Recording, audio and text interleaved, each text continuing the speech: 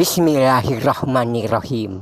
Wassallallahu ala sayyidina Muhammad wa ala alihi washabihi wasallam. Assalamualaikum warahmatullahi wabarakatuh.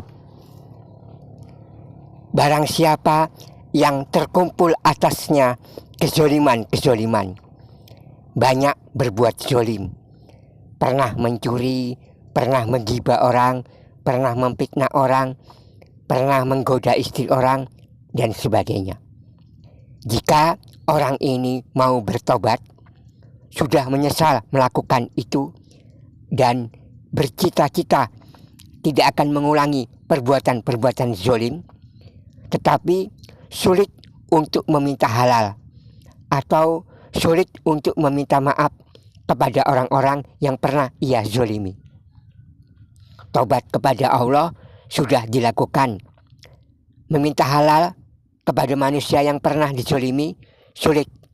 Misalnya orang yang pernah dizolimi itu ternyata sudah meninggal dunia, atau tidak tahu lagi mau meminta halalnya kemana, atau orang yang pernah dizolimi masih ada orangnya, tapi kalau kita meminta halalnya malahan bisa menimbulkan masalah yang baru, yang kadang-kadang masalahnya lebih besar daripada yang sudah ada.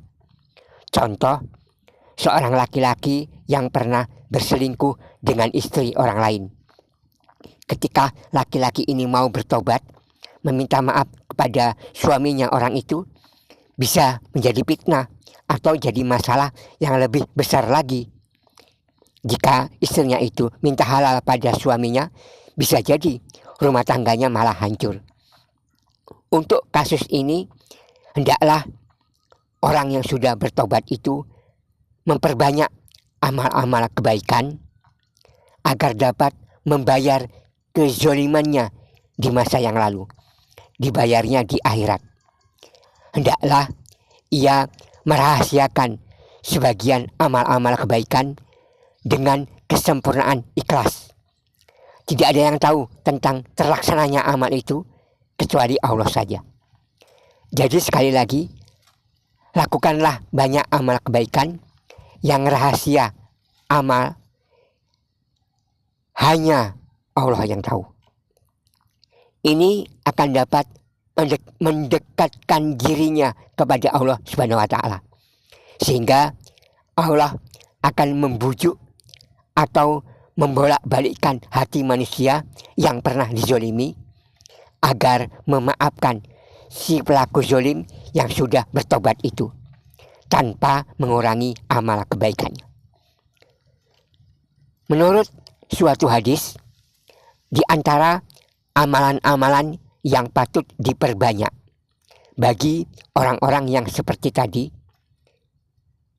banyak melakukan kezoliman seperti pedagang yang suka menipu atau menjual barang yang kurang sesuai. Semakin banyak pembeli, semakin banyak urusannya. Rasulullah Shallallahu Alaihi Wasallam bersabda, "Man tala qul huwallahu ahad mi'ata alfi marrah faqad istara nafsahu minallah." Wa nada munadin min qibalillahi ta'ala bisamawati wa bi ardi ala inna fulanan atipullah paman lahu kibalahu tibaatun falyahus haminallah azza wa jalla. Hadis Ar-Razahu Bahzar. Sabda Nabi, siapa yang membaca Qul huwallahu ahad, yaitu membaca surah Al-Ikhlas sebanyak 100.000 kali seumur hidupnya, entah sampai berapa tahun ya, maka ia seumpama orang yang membeli dirinya dari Allah Subhanahu wa Ta'ala. Maka Allah menyeru kepada para malaikat agar menyaksikan bahwa si fulan atau si orang itu telah dimerdekakan oleh Allah. Barang siapa ada sangkut paut kezoliman kepadanya, maka ambillah dari Allah Subhanahu wa Ta'ala. Ini diistilahkan dengan nama al-ataqatul kubro, pembebasan diri yang besar. Siapa yang merasa pernah dizolimi oleh si fulan itu, siapa yang pernah merasa teraniaya oleh orang itu, silakan berurusan dengan Allah. Ambil pahala orang itu dari Allah. Tidak usah mengganggu orang itu.